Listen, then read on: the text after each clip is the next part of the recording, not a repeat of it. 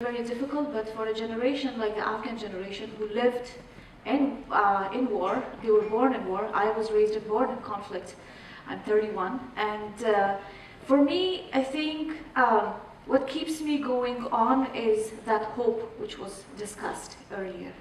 The hope that I really want to make sure that my young daughter, she is 14 months, she has a brighter future for the next day. And also I have the optimism that we are on the right direction. I think a lot of time we hear about the extreme stories coming out of Afghanistan, and we do raise this question.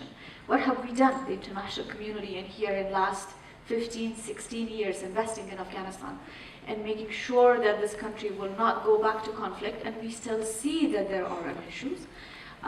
One clarity, it is not an Afghan war. I think that's what I wanted to share with the audience in here. We have to look at the nature of conflict in our region, and very specifically in Afghanistan, and I think the nature of violence in the war in a different lens.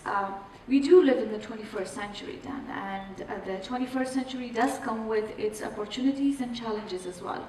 The opportunities, of course, the technology have brought us very close to each other. And the challenges do exist with the same way. It means that we don't live in an era anymore that the conflict in one country could be contained in there and it won't transfer. We live and we have been victim and have been the witness of seeing that violence can transfer in seconds from one country to another, from one continent to another. And I think that's where the discussion of cohesive approach, cohesive policy of addressing violence is really, really important, and conflict as well. So in the perspective of Afghanistan, I think I'm going to divide it, I'm going to split it in two areas. In a sense, the conflict. There is a domestic part to it, and there is an external factor.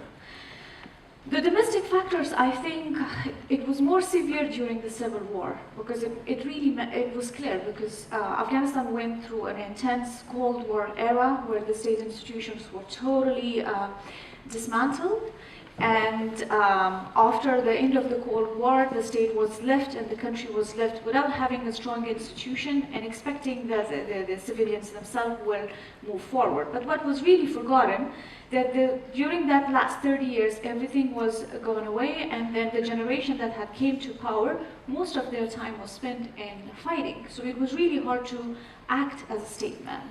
So that's where we hit the era of civil war, and of course when weak institutions are there, there is gap of leadership, and the gap of leadership leads to insurgents or terrorist group coming in and taking place and creating safe havens, which saw the example of Al-Qaeda.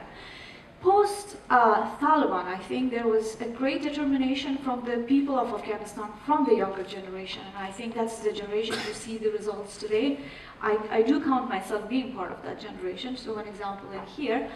And there is also a great focus from the international community making sure that the leadership is in the right hand and proper investments are made. And those investments today have brought results, especially investment in the education and state institutions.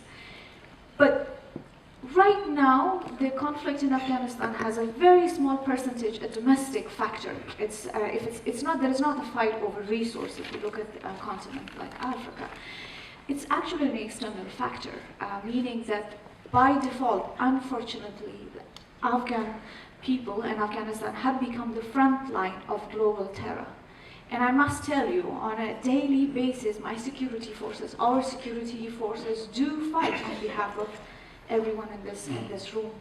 And that's what I wanted to bring up, that the conflict today in our region, in our world, has a different perspective. It is a global challenge. It's a challenge that we all face in every part of us. And we do fight very genuinely, and we do make sure that our country and your countries are safe.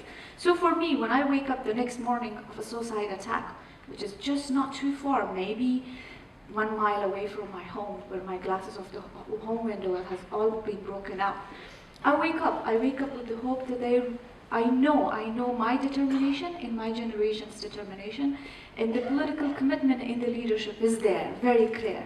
In the part that is not clear is the external factor, where we need international community to help us out, to really build up that regional consensus where the United Nations have started to focus, and especially the UN Security Council helping Afghan government to build up that regional consensus. And secondly, also convincing some of the partners in the region to make sure that geopolitics is the not way forward.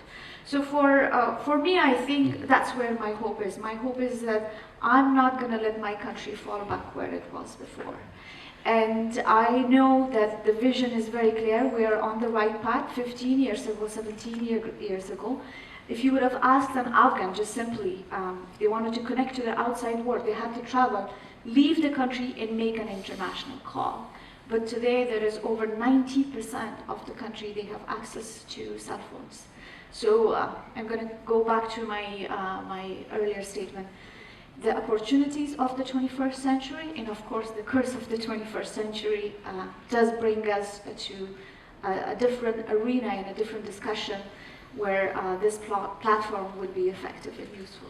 I think it's fantastic that you bring both a kind of a realism about the situation and the optimism.